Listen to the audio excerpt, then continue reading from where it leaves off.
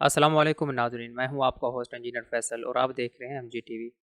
ناظرین، جیسا کہ آپ سب کو خبر ہوگی کہ سعودیہ کے تمام شہروں سے کرفیو ختم کرنے کے لیے سعودی حکومت نے اہم اقدامات لیے ہیں، لیکن مکہ میں کرفیو کو ویسے ہی بحال رکھا گیا تھا۔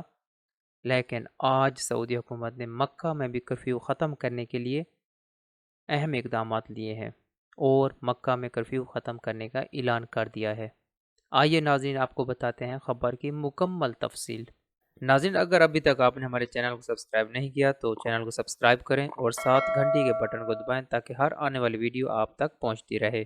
جی ناظرین، وزارت داخلہ نے اپنے تمام اعلانات میں مکہ شہر کی کرفیو میں تبدیلی کا اعلان نہیں کیا تھا، لیکن آج 27 مئی 2020 شام 7 بجے وزارت داخلہ نے مکہ میں بھی کرفیو میں آسانیاں پیدا کر دی ہیں۔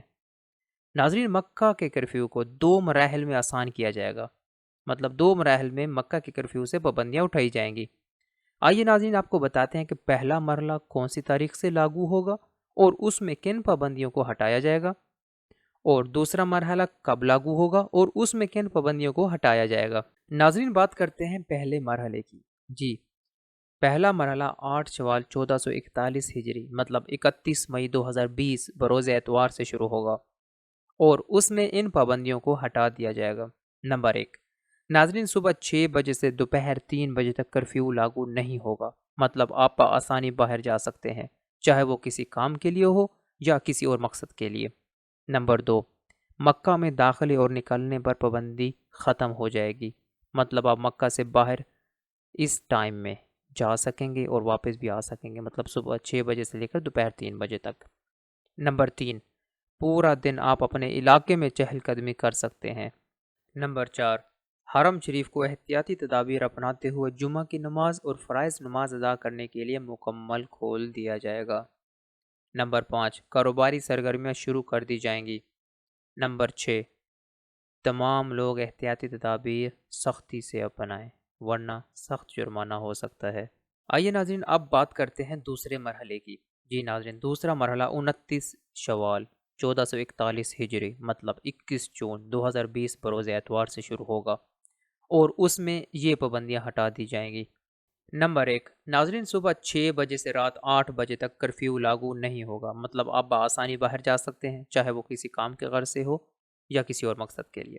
نمبر 2، ناظرین، آپ کو تمام احتیاطی تدابیر سختی سے اپنانی ہوں گی اور کسی بھی محفل میں 50 لوگوں سے زیادہ لوگوں کا جمع ہونا منع ہوگا، مطلب شادی بیاہ، فوتگی وغیرہ میں۔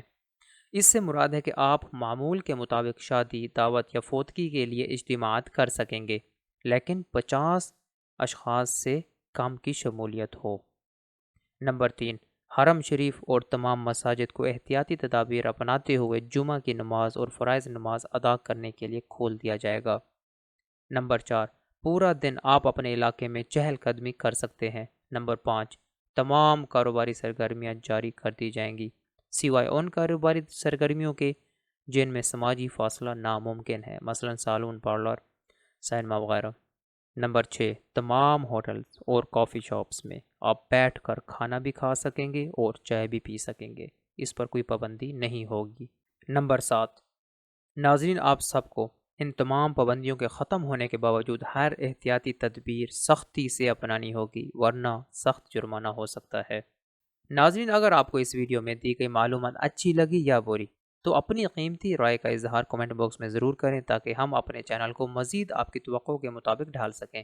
ناظرین، اپنے ہوسٹ فیصل کو اجازت دیں، اپنا خیال رکھیں، ملتے ہیں مزید تازہ ترین خبروں کے ساتھ، تب تک کے لیے اللہ حافظ۔